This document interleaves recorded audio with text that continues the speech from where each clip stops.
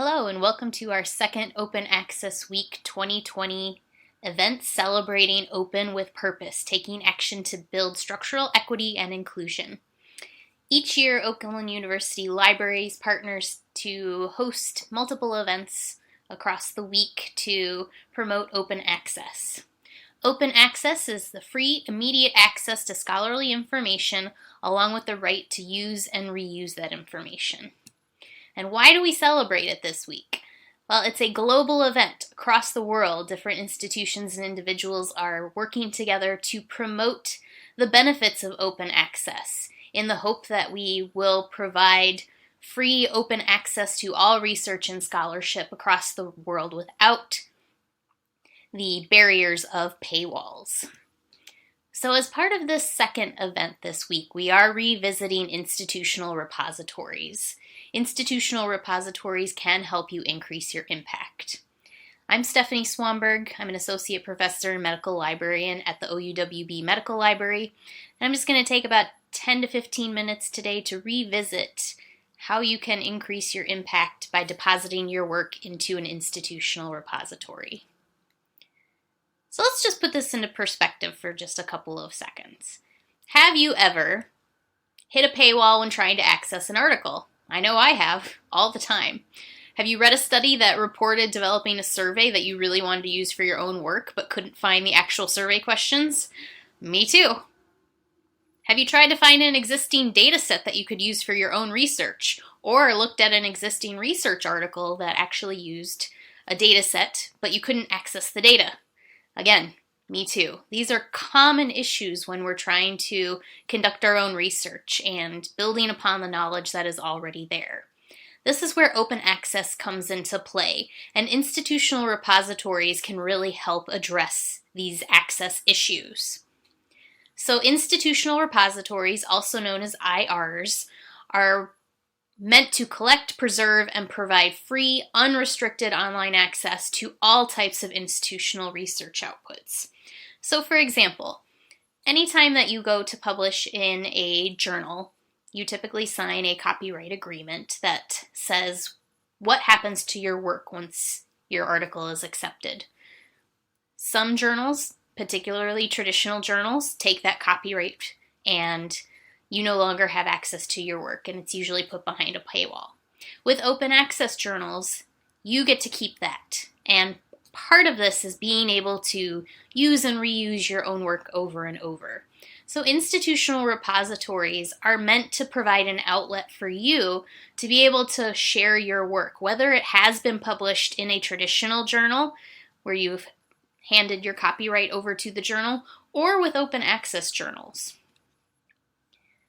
So there's been a lot of discussion about the true impact of institutional repositories and whether it's even worth looking at.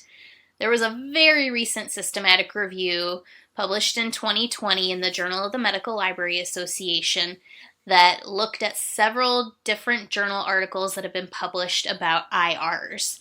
Overall, they concluded that IRs do increase the visibility of authors' works.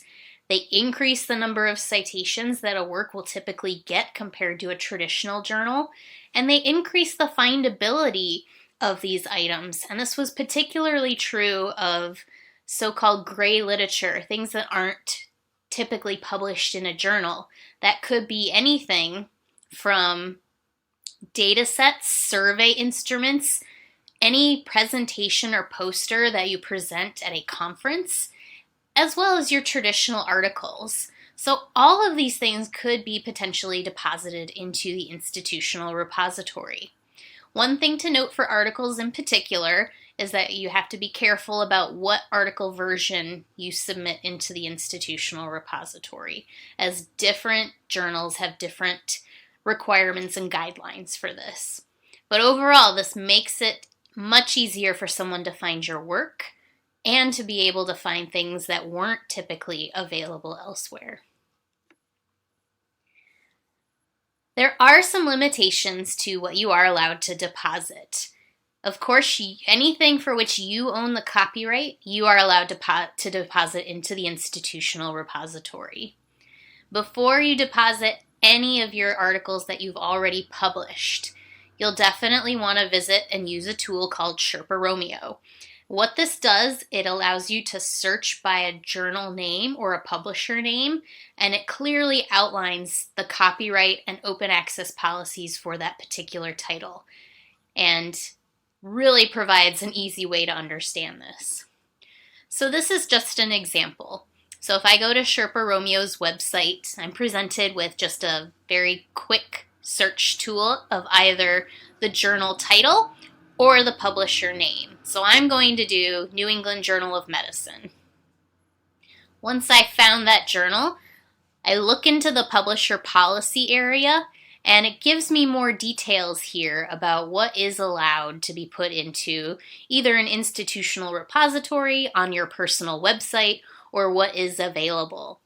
So we'll get into this a little more in the sample that I'll show you, but in this case, New England Journal of Medicine does not allow you to do anything with the accepted version or the submitted version, but you are allowed to publish the published version in an institutional repository after 6 months.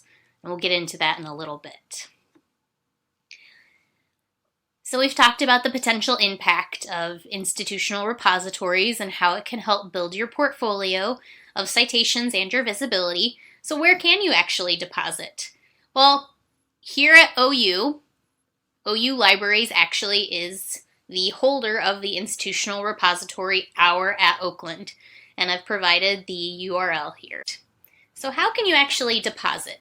If you go to that website, our.oakland.edu, you can just log in the upper right-hand corner with your typical NetID and password. And you do have to scroll down a little bit, but on the left-hand navigation under My Account, you can click Submissions, and then at the very top, Start a New Submission. So let's do one of these together, because I think it really helps to just see this in person. So I have a journal article here of mine that was published this year in the Journal of the Medical Library Association, which is an open access journal in of itself. And now I'd like to actually deposit it into the institutional repository. So before we even start the process of going through the institutional repository, let's again go to the Sherpa Romeo tool, and you can just go to Google here. You can type in Sherpa Romeo, and it should be one of the first results that come up.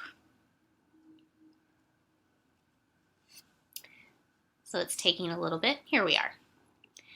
So in the Sherpa Romeo tool again, you'll just want to search for the journal title or its ISSN number or the publisher name.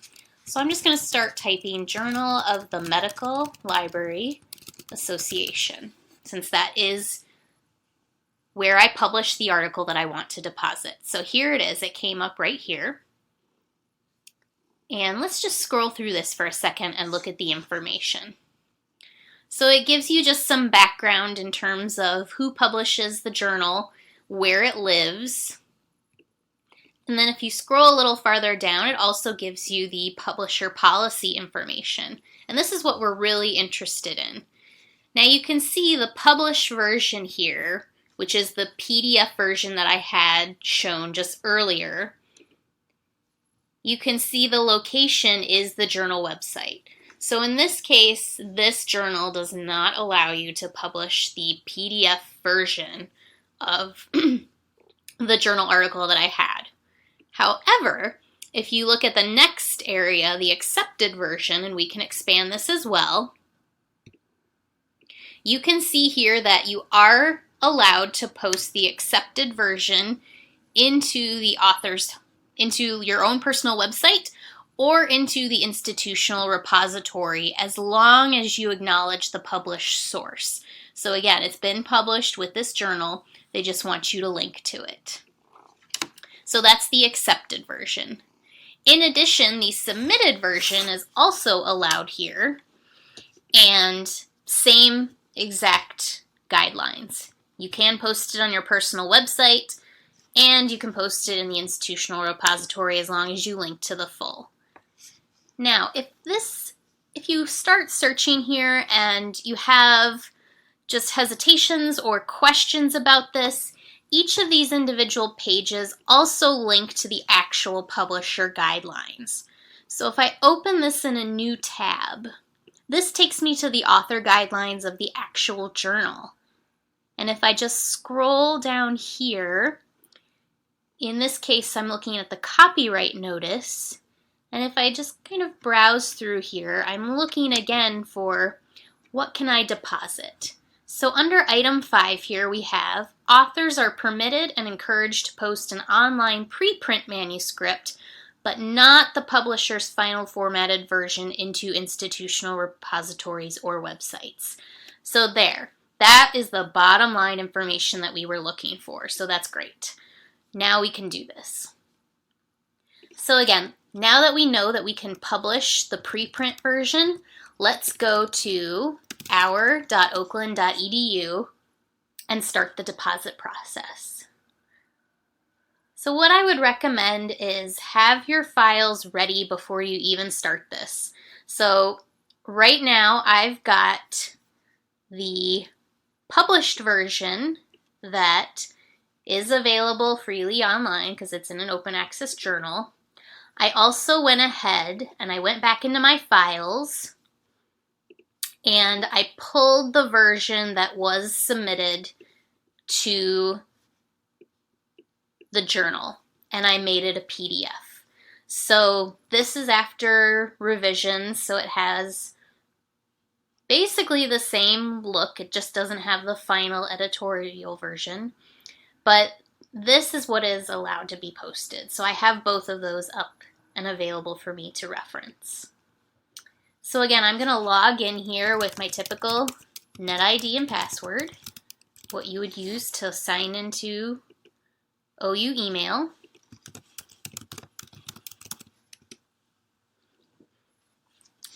And now I'm logged in. And again, once you're here, it does take a little bit to get to the actual part. So under my account here on the left-hand side, I want to go to submissions. And then I'd like to start a new submission. So there are some existing collections here that you can select from. There is a department listed for all departments. So for me, I'm going to do School of Medicine. Okay, I just took a moment to go through this first item area and enter all of the information. One thing to note under the type, when you are selecting what type of material it is, you'll want to select preprint for your actual article if it is a preprint. If it is a published article that the journal allows you to submit, you can select article. But you can see there are a number of different things here to select from, including conference materials, data sets, dissertations, images, photographs, recordings, software. So there are a lot of different things that you can think of. So in the access, here you'll want to say if there is an embargo. And again, that's something that you can look at from Sherpa Romeo. In this case, I don't have an embargo on mine, so I'm going to keep going. Here you'll want to upload the files, and again it asks you a second time if there is an embargo on this, which again it is not for us for this particular example. So I'm going to upload, and I'm just going to say this is a preprint of the published article. Next. Review submission. So this is just to ensure that everything that I've entered is correct.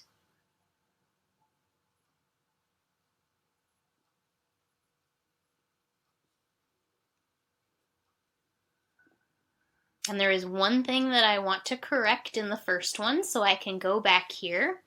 And I want to ensure that that DOI number is available, because that was a requirement of the journal. So when I had copied the citation prior, I had forgot that. So I'm going to go back to the citation and add that,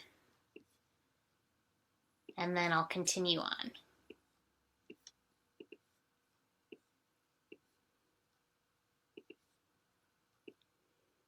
And so now the DOI is there. And again, that's something that may not be immediately available, so you might want to look that up separately. And I'm just going to go next. This is the distribution license, so this is the very last step. And again, this is just to ensure that you as the author understand that the Oakland Repository is going to make these freely available online, that you still retain the rights to your work, so we are not doing anything with your rights on your own work, and that you are giving permission for us to do this. So I'm going to grant that, and I'm going to complete the submission. And there, now I'm all done. So now if I go back to my submissions page, you can see here that there is a submission now being reviewed. And we are all set. So that didn't take too long at all. So let's just revisit our slides and finish up. So today I just briefly reviewed the benefits of depositing your work into the institutional repository. If you have any questions as you're starting to use our at Oakland, the institutional repository, please email them directly at our@oakland.edu, and they'll get right back to you if you have any issues or questions about this. And here are the two references that were part of this presentation today, and I highly recommend the 2020 systematic review as just again a reiteration of the impact of these. So thank you so much for joining us today for the second event on our Open Access Week 2020 celebration, and we hope you continue to follow us on social